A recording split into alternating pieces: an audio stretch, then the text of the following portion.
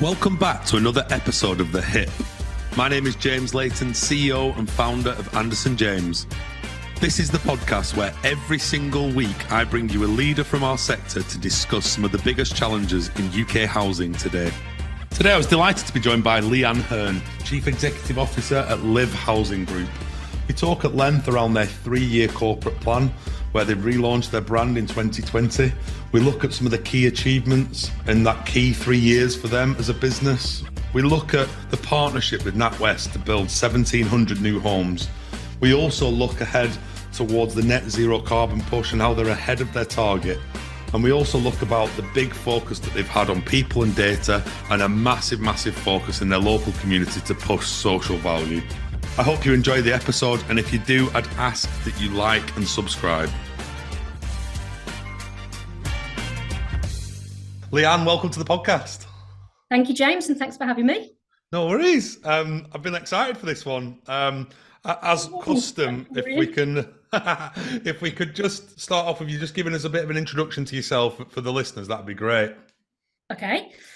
So I'm Leann Hearne. I'm Chief Exec at Livv Housing Group, which is a housing association in Merseyside. And I've been in housing for just over 10 years, so I'm a late entrant. My background is engineering. So I was MD of a manufacturing business for many years. So I was in engineering and manufacturing since I was about 22, 23, and did the swap over via a non-exec post. So I became a non-exec in a housing association up in Derbyshire, and I loved it so much I decided I would actively swap. And at that time, the sector wasn't particularly warm to non-sector people, so it took me a while and I had to drop down a bit in levels before I got back into the sector, But yeah, so it's been an absolute joy the last 10, 12 years. It's been brilliant. Amazing. I'm sure we'll get into that, actually, the transition over. But just to give us a bit of a helicopter overview of Livv Housing Group as we stand here today, what's the size, shape, dimensions, etc., just so we can understand that? Okay, so we're primarily a community-based association. We've got just over 13,000 homes. We're based in the borough of Knowsley. It wears the badge of the second most deprived borough in the country. So we have some of the most poorest residents that we deal with. And I don't see that as necessarily a negative, because actually we see loads of real positives come out of that. And as an association, we are really strong on social impact. It's what we're known for. So we do good basic housing services. We build new homes. We're really strong on social impact. And we are really poking around now into the regeneration area for all the reasons that you'd expect. We're in a deprived neighbourhood and it needs some investment. So we've got our own in-house repairs service. Just over 500 employees, and lots of families connected. You have to be careful who you speak to. You never know who they're related to, married to, friends with. So it's very much a local business with people in our homes who are our customers and our staff in equal measure. So it's a very lovely place to work.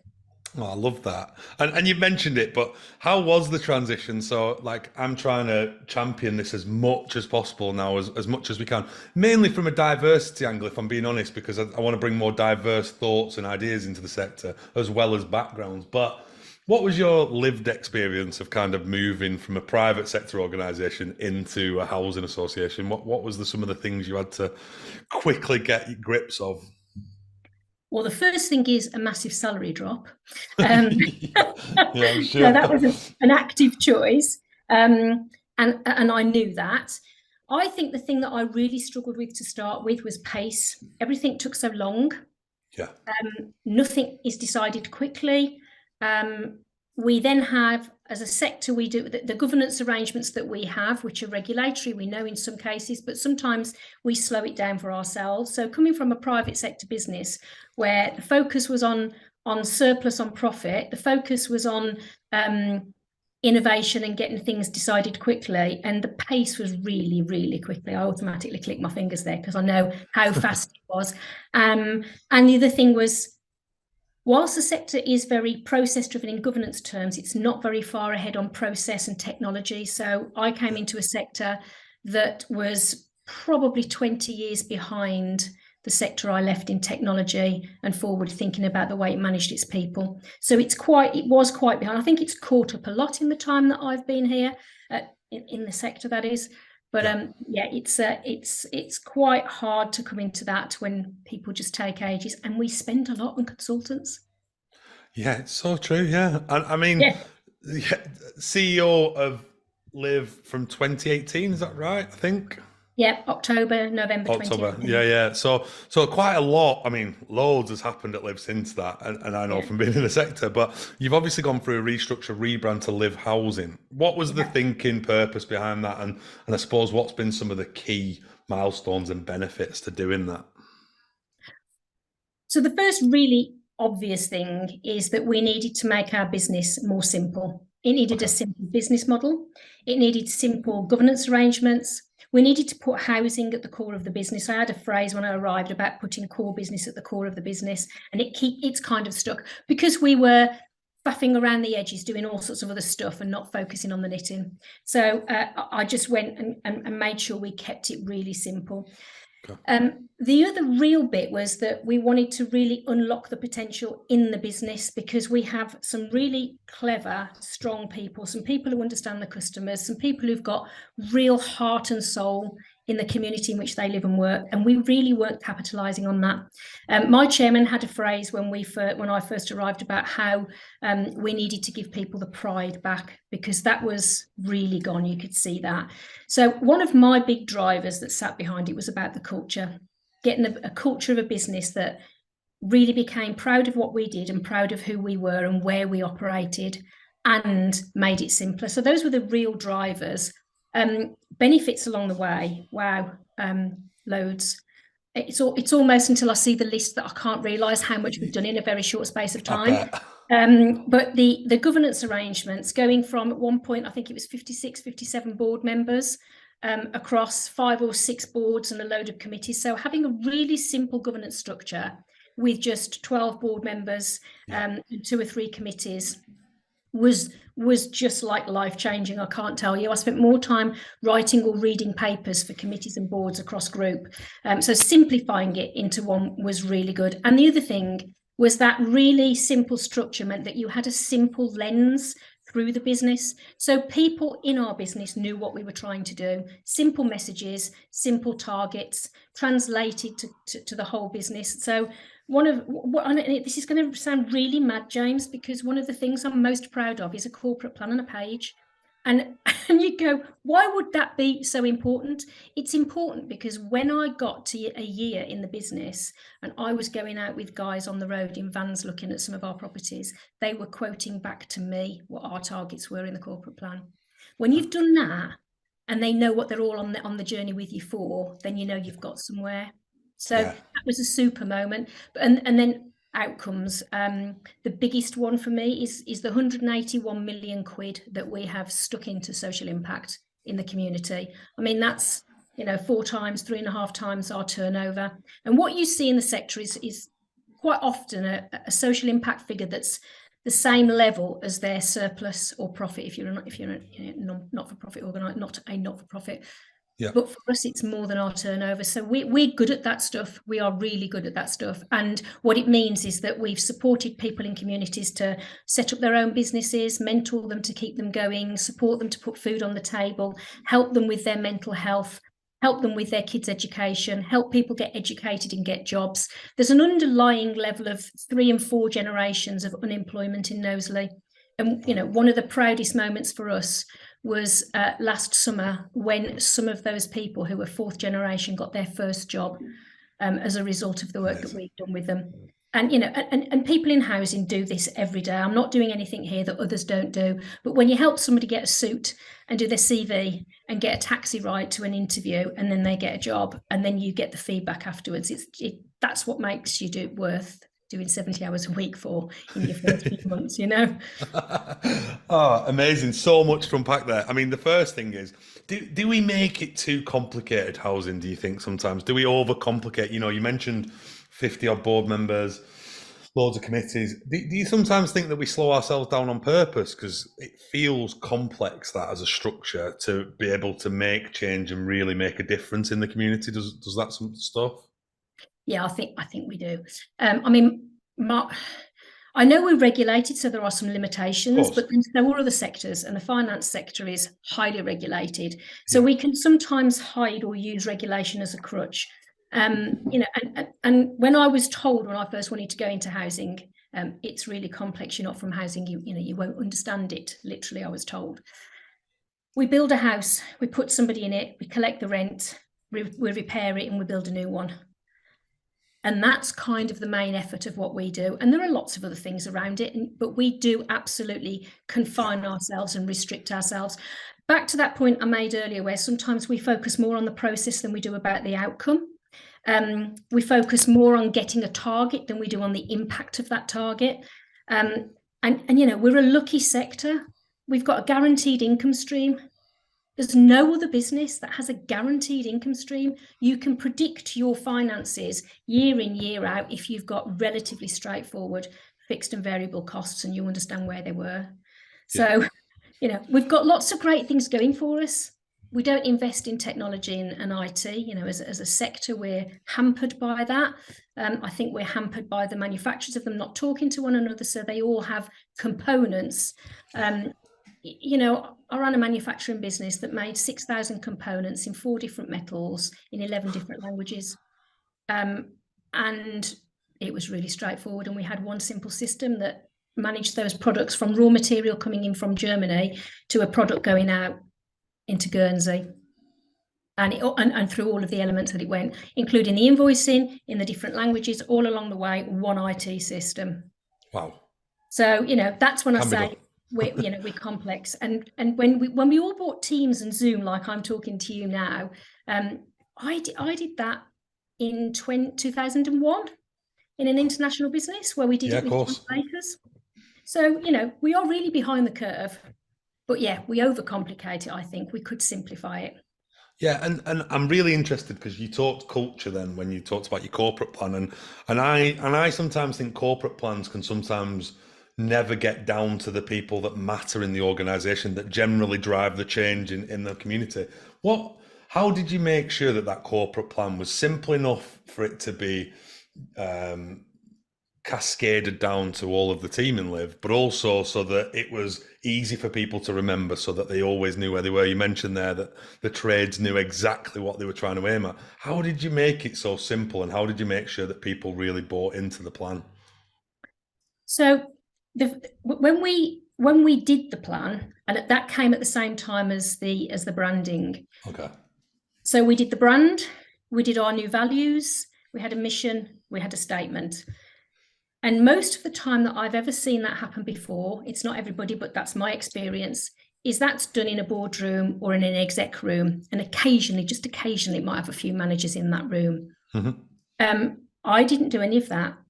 Our teams did that. I brought somebody in so that they trusted that external people, brought a company in that came and worked with everybody. Every single person in our business was involved in workshops. And I don't mean they filled a survey in and then it was anonymous. I meant they were involved in workshops. We asked them what mattered to them, what they believed Livv was all at the time it was first ARC, what it was all about, what we stood for. So those values were then all the words that the whole of the business had come up with. And then they came up with a number of names. And then the final name of Livv was vote. I mean, obviously you've got limitations when you're coming up with a new company name and what you can register. So we got some help with how we could get around the rules. But that name was voted by people across our business. So everybody knew what we were there for, and everybody knows what our values are. And the really simple thing is keeping them alive. So I set up something called Celebrating Success, which was just a reward system that meant that people recommended their own colleagues. So again, it's not about me saying, isn't this person lovely, just because I've bumped into you in the corridor. It's about somebody who works alongside them, who's seen what they've done that's gone over and above. And we've got groups of them. So making a difference daily is one of them, and that never gets recognised. It's doing your job on a daily basis, but how does it make a difference to a customer or to a colleague? And they recommend them for that. Together as one is obviously teams, forging the right way. How do we get innovation in without just doing it for innovation's sake? So that's the values piece. And then the plan And I've made no bones about this. My team get annoyed with me because I go, it's probably the most boring corporate plan you'll have seen. But we had foundations to put in place. We've got a lot of basic work to do. Yeah. And how I got it across was that one-page plan that I told you, which is a plan that said, here's where we are now on the left-hand column. Here's where we want to get to on the right-hand column. And in the middle were all the projects that would get us there, that fitted into what the values were. That bridge, we did one at corporate level, and then each of the directorate has their own, and then each of the teams has their own, and they wrote their own. So everybody knew on one page what their role was to get to the corporate plan. So when we said one of our projects is that we're going to increase our social impact, or we're going to improve our governance, when you say to it, one of the guys on the trades, how are you going to contribute and why does it matter? We talked to them about how we were doing the governance arrangements and what that meant for them as to them running a business separately or running it as part of Livv, because it was previously separate. They all then knew their own role in that. Yep. And we did one every year. So we didn't do that. So the corporate plan's 3 years. Another interesting one, we do corporate plans in the sector for 3, 5, 10 years, 30-year business plans. Private sectors don't do anything more than a year nowadays and haven't done for about 20 years. So one thing I did was I did that annual plan on a page once. So we did one each year. So there were 3 separate ones. So it wasn't the same thing. They all got involved in writing it. And yeah, if you were going to knock the door of every single employee, you're going to find some people who don't know it. Of course. But I'll bet you any money you're going to find more people that do than in most businesses, I would say. Yeah, and that's weirdly, it's what I meant by the complication as well, is that I've seen 50-page corporate plan. I mean, and that's difficult to comprehend in terms of trying to break that. And I love the bit you said about breaking it into chunks for this is how your team's going to contribute to the overall plan, which is massively important. Unlocking potential, you mentioned it was a massive theme as I read it. It was a big theme around unlocking potential. But what's been some of the standout achievements that have come out of that piece of work, would you say? Well, I think it's the first bit is obviously the 181 million on the social impact piece. That's massive. The bit that makes me really proud, because we get that done into case study stories and show it to board so you can really touch and feel it and see how it impacts people. The other one is that we've reduced our carbon emissions by 50%, and that's a big target, and we did that. And we did it in lots of different ways, but we got there, and we also used other people to work with us. I think the really big bit for me about that, the carbon zero piece, is the EPC certification. So we targeted ourselves to do most of our homes by 2025. We'll actually be on target to deliver them by the end of 24. And we did it by lining customer personas over the assets, so that we targeted homes where customers were suffering more with the cost of living first. So it was a double whammy. Wow. And then the other bit is we helped 10,000 people to be financially better off. And given where we are now, obviously this was, that corporate plan came to end on Friday last week. So that's the 3rd year of that. We started that focus on giving people support in that area before COVID kicked in. So it was timely and helpful. And I guess the big bit for me is the whole culture piece, is the outcomes on culture. Because when you ask somebody what they think about what we are as an employer for people who've been in the business for years, they talk in really positive terms. So that whole, everybody benefited from COVID if you chose to use it as a positive standpoint, and I did. So we've got huge agility and flexibility, but some of the great outcomes we've got for people, succession planning and investing in younger people, we've improved the average age of our workforce, because it was, as old as me. We don't want loads of people my age in the business. That's not great. And terms and conditions, and harmonising the terms and conditions. So we had some real fairness and equity across the business in a way that wasn't there before. Yeah. And I mean, I'm still staggered by this number, 181 million. Is that right? Yeah. How? I mean, where do you even start to inject that kind of money into society? Like, how does that come about? How do you make it work? And how do you make it a reality? Because, we do a lot. and nowhere near that. But we try really hard to do as much as we can. But I wouldn't even know where to start. Where did you start, and how did you get the momentum behind you to create such a massive social impact? So I'll be honest and tell you that's not me being clever. That's a bunch of really clever people in our business, and they were already good at doing social impact before I arrived. What I did was, at a point when we were obviously wrestling with governance and compliance and regulation, was said, what's our USP, our unique selling point? And we all do very similar things, but everybody thinks that we're a different organisation to one around the corner. And most of us as housing providers are all very similar. But the one thing I knew that stood us out was we really understood social impact. And we were one of the first people that had a grant from the Big Lottery Fund to be able to invest in small businesses. We put some of our own money in as well. So we had 2 or 3 different programs, one of which is the Big Lottery Fund, which is much more about entrepreneurs and creating wealth for the community by investing in businesses and helping people get jobs and employment. The other piece is the community-based stuff. So it's the, putting money in and getting funders to match it, getting other agencies to match it. And then we use the hacked model to calculate, so that at least there's some standardization. The number I've given you is a direct comparison to other housing providers who use the same methodology. Okay. So at least we've stuck to the same tool, so we know we're not cheating ourselves on what we think we've found. But it's the employment piece. I talked to you about education, so getting people onto courses. One of the ones, this is a really small one. It's a really small one. Of all the big ones I could tell you about, this is the small one. But because I met these guys, I came out and I'm quite an emotional girl, but I came out and had to sit in the car and cry myself for 10 minutes because I couldn't believe the impact we'd made, which was, we did a program called Man versus Food. And this was a lot of men through COVID who'd lost their jobs, lost their wives, all sorts of other challenges that meant that they couldn't actually cook for themselves and didn't know where to start.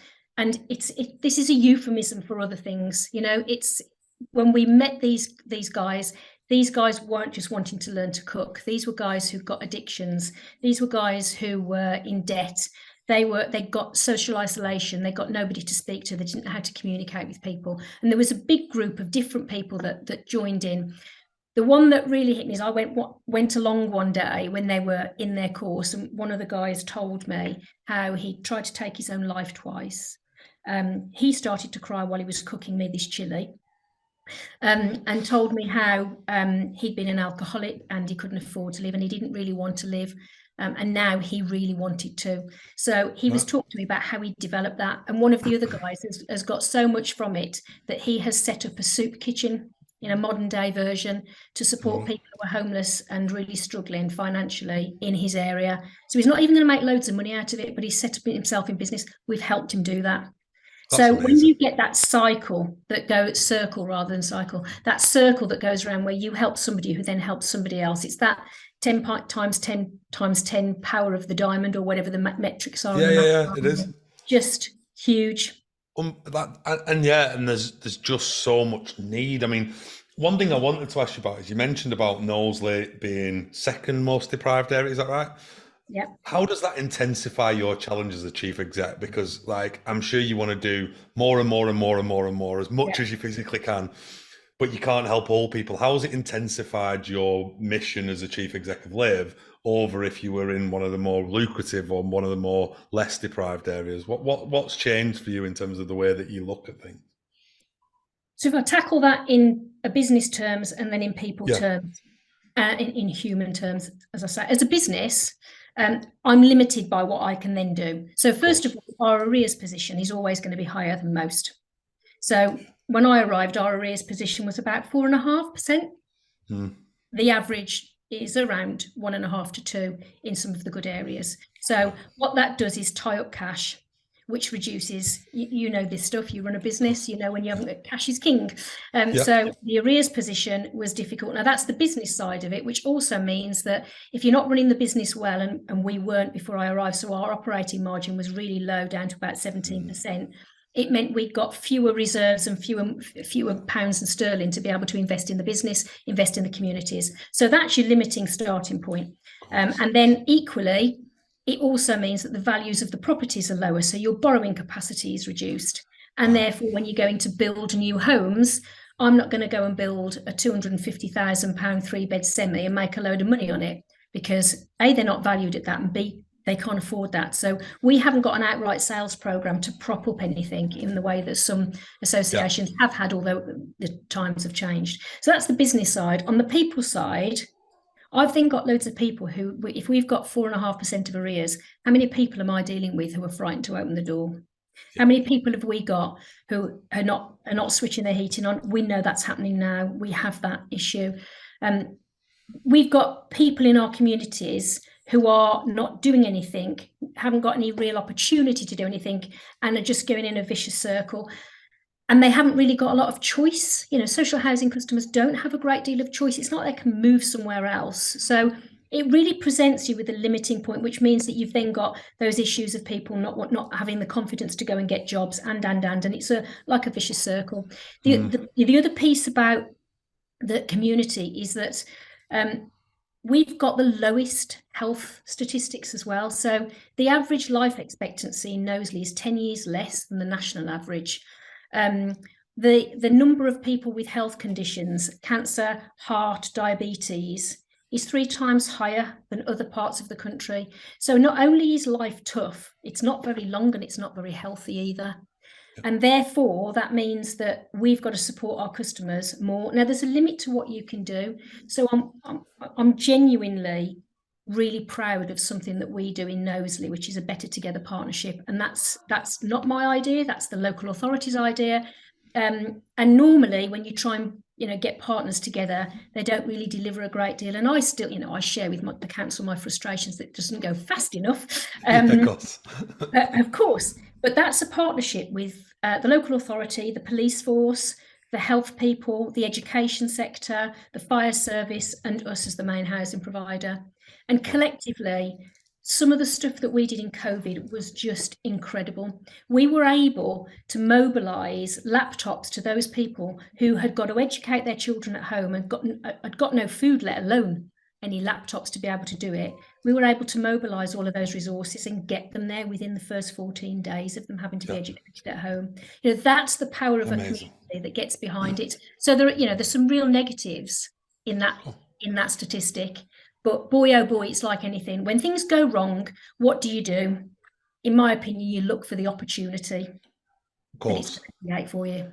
Yeah, agree. And I can tell that there are a few things that you talk about, which is really interesting. But I suppose there's a real need for new housing, isn't there, as well, like in terms of the local area. So I know you did a partnership with NatWest to build, was it 1,700 homes, I think? Yeah. So, talk us through that, because it's going to have a positive impact on the community, but there's some challenge in that for you as well, right? Is that you're trying to build what the customer needs, but on a budget that the customer can afford. So talk me through some of the positive impacts that's going to have, but also some of the challenges you face in getting that delivery done. I'll start with the challenges so I can end on a good news. The challenges are the same as everybody else has got. We're no different. Supply chain challenges, the number, the counterparty risk that we're all facing as builders are going under, and you never know when that's going to happen. The length of time it takes for planning to come through. So all of those things mean that you have a perfect storm right in the centre of it if it's not managed carefully. So that's the challenge. The real opportunity here for us is that's sort of 400 homes a year that we're going to be building, new homes. Now, for an organisation our size, in the geography that we're in, with all the limitations I've told you, that's huge. That's really, really good. But the other thing is, we're not going to be building executive detached. That's for other people to do, and some people will do that. So we do want to help the local borough regenerate. But what we're doing is targeting our resources in the areas that we know and understand the best. So we will be putting affordable housing in. We will be putting in social housing, but the two models that we're majoring in now is shared ownership and rent to buy, so that young people, I'm a mother of a 25-year-old daughter who lives in London who thinks she's never going to get on the housing ladder, and she won't actually down there. So there, the innovative ways to help people get onto the housing ladder, if that's their choice, then that's the way to do it. So that in rent to start with while they save up a deposit, or they can do shared ownership. And we're really shifting the shared ownership model around so that you can buy as little a share as you can afford, or as much as you can afford. And those styles of houses, I mean, I went to the show house about 3 weeks ago, and I'd live in one, you know.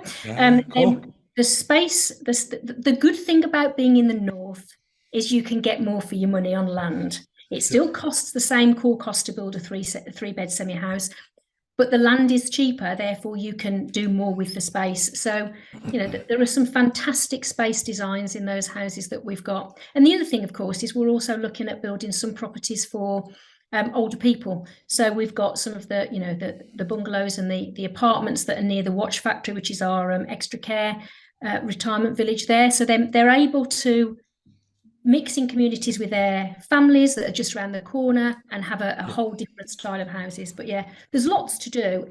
But the thing that I really like about the team is they're being fleet of foot. Because what I've said to them is, if we just go, that's what we had on the shelf a year ago, and we'll do the same again, it's just not going to work. And in the development cycle, that's hard to do. So they are really shifting things around. Yeah, and it's brave, right? I mean, I'm sure that some of your private sector background makes you bolder in some of the decision making, because, you know, I'm seeing development programs be reduced and scrapped in some cases, but it's so important in a place like Knowsley that you continue to reinvest in the community, isn't it? You have to. I mean, bold, but it's what's needed. And, you know, it's about giving them choice, because we've recently opened in Knowsley the Shakespeare Theatre. And I remember people saying to me in the early days that was starting to be built, why would you put a Shakespeare Theatre in Knowsley? And my answer is, why do you think theatre's for posh people? Yeah.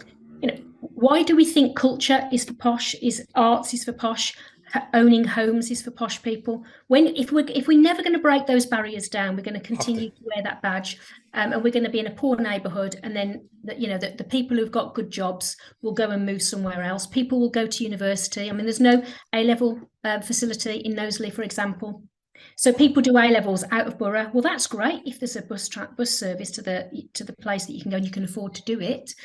So people don't do A-levels, or therefore don't go to university. So some of the best talent that we have exits the borough. So we've got to be able to offer those people opportunities to come back or to stay near their families. And so that's a whole mix of building communities around people's needs and aspirations. Yesterday isn't the only answer. You know, we sometimes spend too much time wallowing in today's crises as a sector, and I'd far rather look at a really nice big picture and focus on where we could get to if we did it different. Yeah, I couldn't agree more. And I know, dealing with some of your team, actually, you're not benchmarking yourselves against other housing providers necessarily. I know that when you look at customer service, and you've got a massive focus on people, data and other things at the moment, but I remember speaking, I can't remember who it was, but I spoke to one of your team, and it was very much like, we want to be benchmarking ourselves against John Lewis and some of the businesses. Why is that, and where does that come from? And also kind of what's the reason for adopting those businesses and that innovation, rather than just making sure you're doing better than the housing association round the corner, as an example? The real driver is always the same driver. Why do we think social housing tenants have to get the worst service than anywhere else? And I don't believe we do. The second bit is, I'm not necessarily an innovator, so I'm not brave enough to go and spend the company's money doing something really new and fail at it. I'm quite happy to steal with pride and follow somebody else. But I am acutely aware that some of the best businesses succeeded in the 2008 crash. I always think of Airbnb. Yeah. Airbnb and Uber, both businesses created without any assets in 2008 when everybody else was crashed, and turned into multi-million-pound businesses without any assets. They don't own the taxis, they don't own the houses. Just incredible how people can think differently. So for me, when we come to customer service, then our customers don't have the choice of knocking on the door of the housing provider around the corner and swapping over. So they will just measure by what we do, and then they'll measure by the service that they get elsewhere. And COVID was the big shift, because you will know from speaking to others, customer demand has gone through the roof, customer expectations has gone through the roof. we can't keep up with the repairs requirements because people have been in their home for a long time and want different things, and why not? So at the same time, they had online shopping as their go-to. So Amazon is who we get compared to. Morrison's or Asda's delivery for their food is who they get compared to.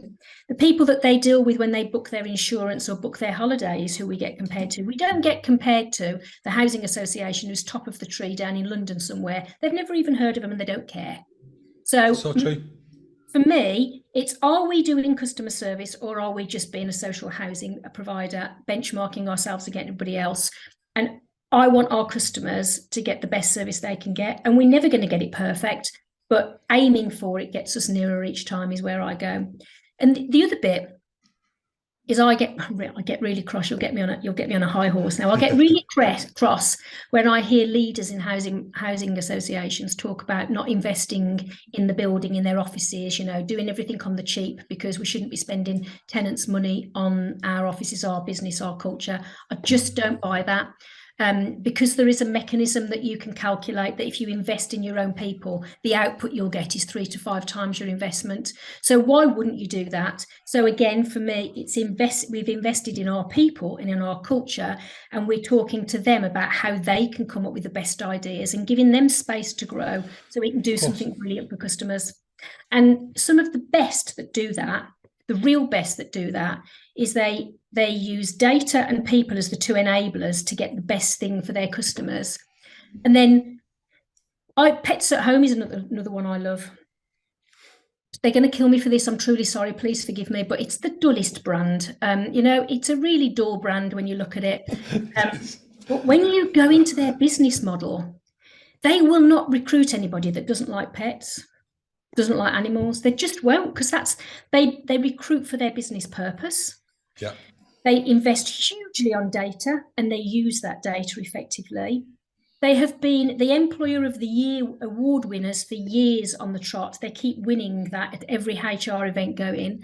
And behind the scenes, they were the first business that really shifted which is effectively a shop and a warehouse business model, into an omni-channel business model during COVID. Nobody else could do it. Marks and Spencers have still never been able to do it. They just can't crack it.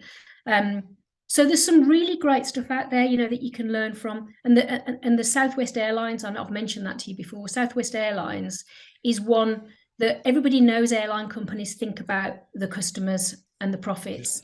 Southwest Airlines unashamedly will tell you the person they think about first is their team member. Because if they treat them right, then the team member will be trusted to treat the customer 100%. right. And they win every year. Their customer satisfaction levels are beyond anything in the world around air travel. So somebody out there is doing it really well. So why wouldn't you listen to them? And why would you think that good old housing would know it all on its own?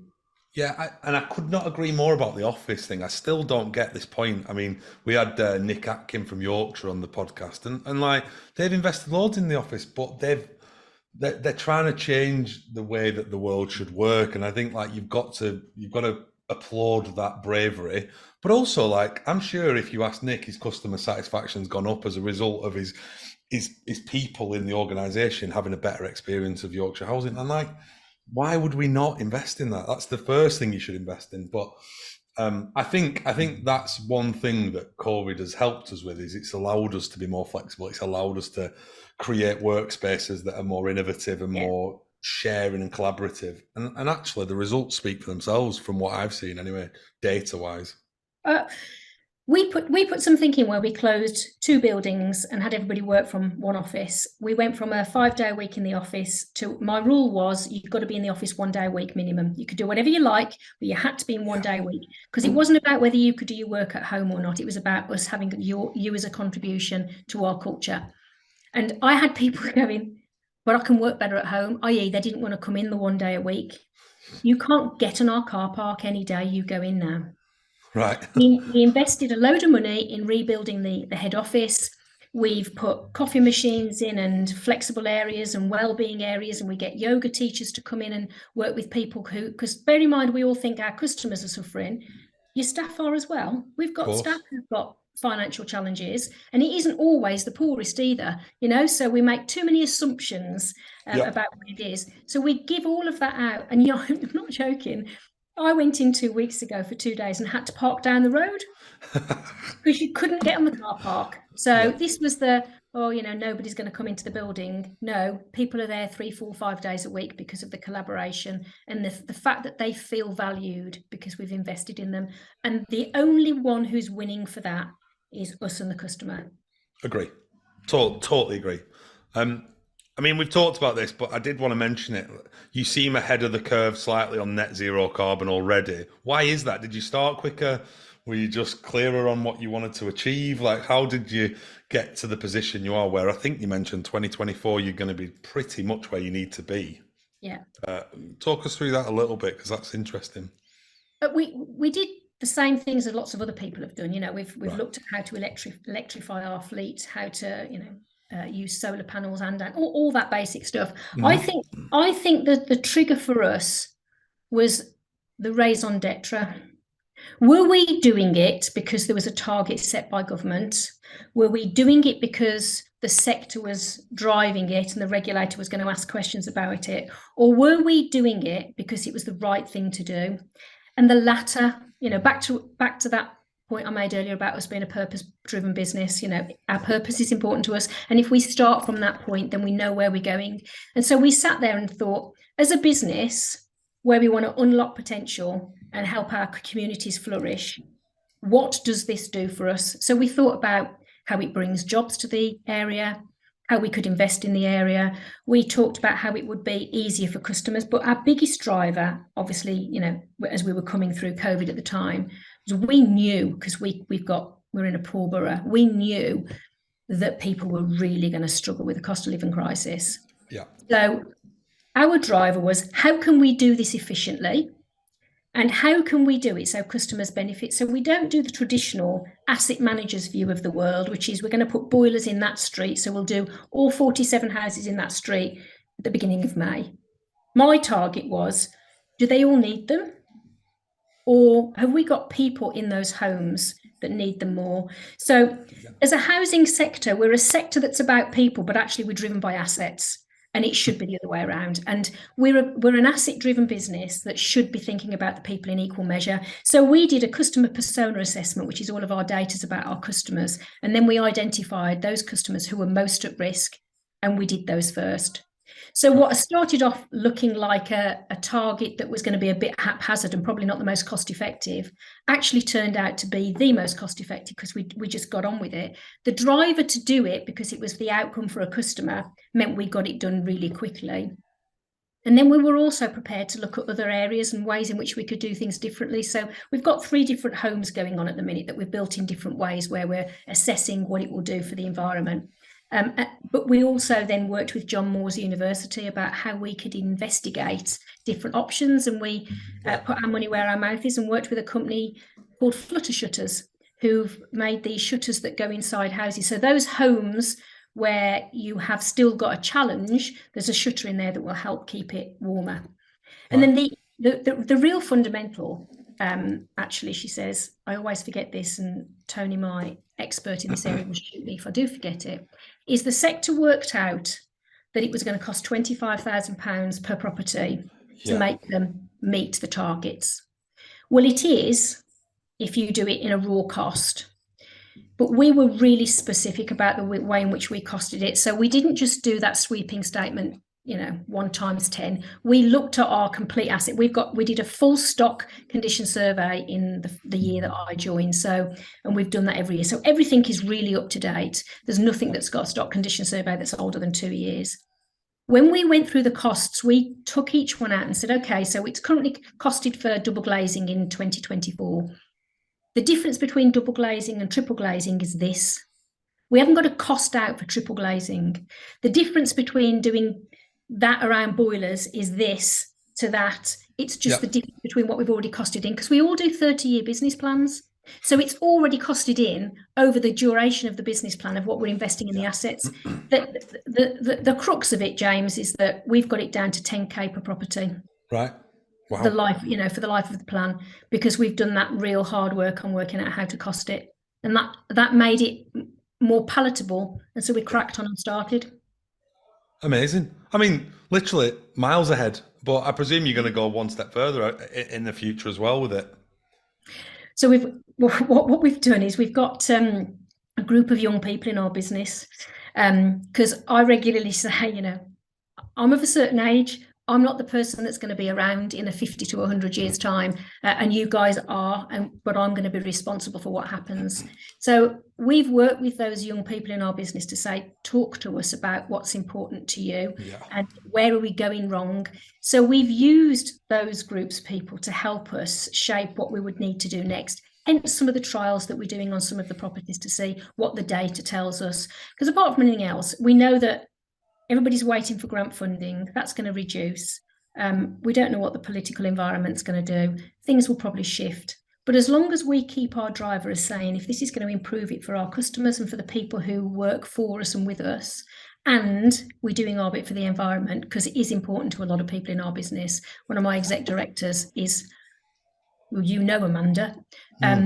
Amanda will give you grief if you are doing anything that looks like you're using single-use plastics. So just some of those basics we stripped out of our business really early, and we're going for the next stage to say, tell us what the next one is. And it might be a huge jump from where we are now, but unless we know what the target is and we can look at it, we can't work ourselves backwards to see when we can start it. So we're just looking for the next thing each time.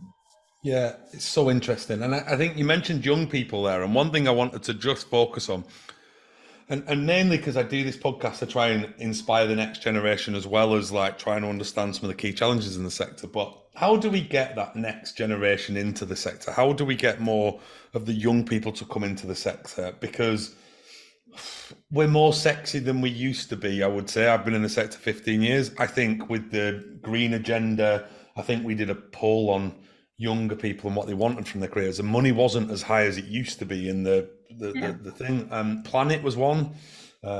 Being involved in something that's going to, you know, help generate community is another. Like, so I think the sector's become more interesting. I still don't see people coming out of university and colleges that I speak to anyway saying, do you know what, housing association's the one for me. How do you think we could make it more appealing, and what could we do more of to encourage more people into the sector? Well, the first thing we've got to do is stop whinging. Yeah. Boy, oh boy, do we whinge. Yeah.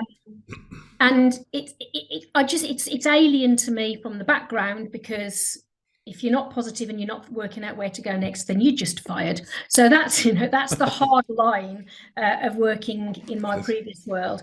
So we've got to stop living in today's crisis. We do that. We talk ourselves in today's crisis, then we talk about it for ages. I mean, if I hear post-COVID, post-Grenfell, in a post-Grenfell setting, in a post-COVID setting, in a post-cost of living, we get these phrases, but we just keep on using them, and it just reaffirms the negativity that we're involved in. Whereas if we were to focus on some of the strengths of the sector, like I said to you, you know, one of the easiest ones is, how many times do you get the chance to work in a business where your income stream's guaranteed and all you've got to do is manage the middle line? Yeah. Easy for accountants, that. They'll shoot me for that too. But it is those easy things that we can talk about. The biggest thing is we get hooked up on the politics of the sector as a sector, and we forget the people. And if we talked more about the people, had more narrative around the impact of what we do, back to the point of, we talk about the process that we're going to do, EPC rating by 2025. Why don't, even I've done that, why don't we talk about the impact is in 2025, 30% of our customers are going to halve their bills and they're going to be able to afford to do this. You know, it's when you make it into a story and make it real for young people, they get it. And then I think the other thing is, we have a badge called social housing for the sector. When you look at the, you know, you don't call the whole of the manufacturing sector manufacturing. People manufacture all sorts of different products. They have different markets, different products, different price packages. You have those people who have the lowest price products, people with the highest price, the luxury end.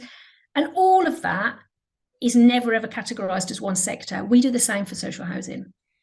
And in social housing, we've got new build, we've got customer service, we've got accountants, sorry for the dog, accountants and HR and all the traditional areas, but we can do something really different. And if we talk more about the roles that you could play and the impact you have. I've got a guy who, I'm sure he won't mind me telling you, came into our business. He's from a Muslim background, came into our business during COVID. He's in his early 30s, married, young children, out of sector, came into our business and said it sounded a bit boring, but I was a bit interested in what you were going to do. But he came in as an expert and challenged us on our diversity, which was fantastic. Loved it. He's one of our biggest advocates. He's in our HR magazine, which is sitting right next to me as we speak, because it's just been delivered this morning. So there's a story on him in our magazine. He's the one that goes out and tells people what we do. He's in business intelligence. He's a data geek. That's his job. He's a data geek. He now talks about the stories that we do and what we do for customers. And if you've got somebody who's a data geek talking stories, then we've pressed the right buttons. Why don't we do more of that? So I think collectively we could do that, but I also think collectively we need to work better with universities, education, partners across the borough, all the basics. And I'm sure everybody's told you that, and we've been saying that for years and we don't do it. But if you get something like the Better Together Partnership, then you can call that out. I recently sat in the Better Together Partnership meeting where the police, the education and the fire service talked about some of the great stories that we as Livv Housing are doing. And I was trying to smile with pride. But that's because they've worked with our people and seen what they do, and it means something now.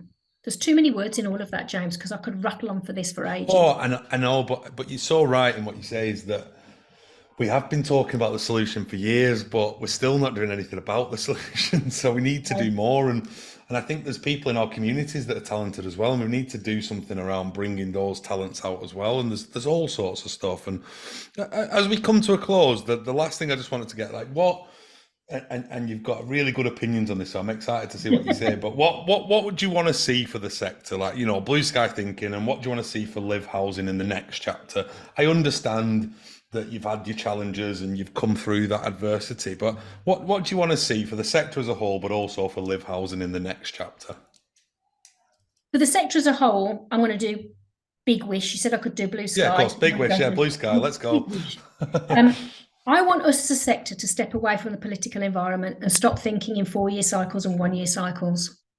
I'd like us to define what we want from our world. We've got a 30-year business plan. Who the hell has 30-year business plans? We have a 30-year business plan, and then the dichotomy is we operate in a yearly cycle and start feeding the beast of whatever the political agenda is right now.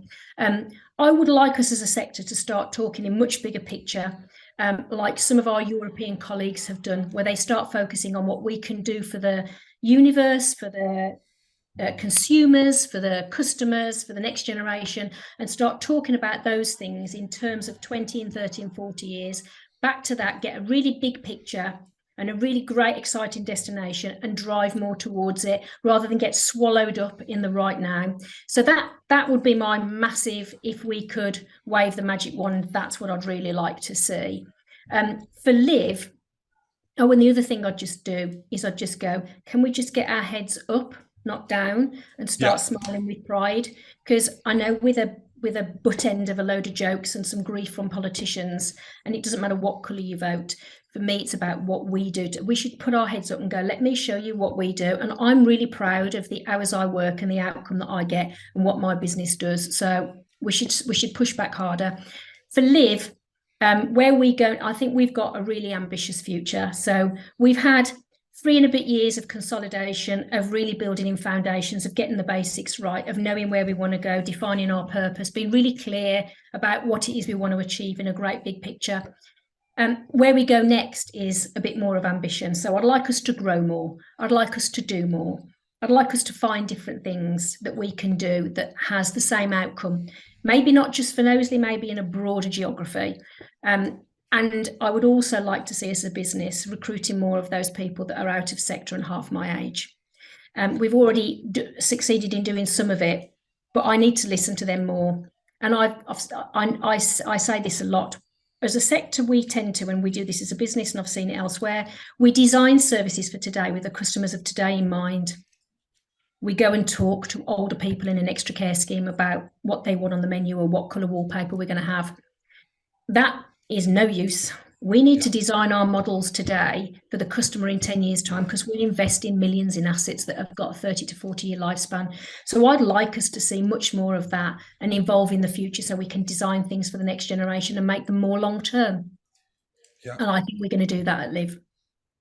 Amazing. What a way to finish. You are incredible. And I think it's so nice to listen to someone so honest about where you're at and where you've been and the journey. And I suppose it's good to realise that actually the sector's such a positive place to be, and we need to start rejoicing in the stuff that we do well rather than looking back at the stuff we've not done so well. And I think that's really important. And I really thank you for your time, and I can't wait to see the journey of Livv in the future.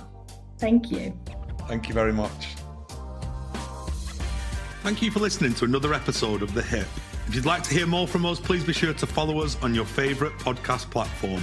We are also running a 30-minute clinic free of charge to any clients that want to recruit in a more inclusive way. For more information, please reach out to us on our website, andersonjames.com.